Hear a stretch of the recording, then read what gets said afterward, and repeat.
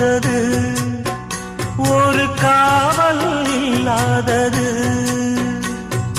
ஊதக்காத்தில் வஞ்சி மாது ஒத்தையிலே வாடும்போது போர்வை போல பொத்தி அணைப்பே.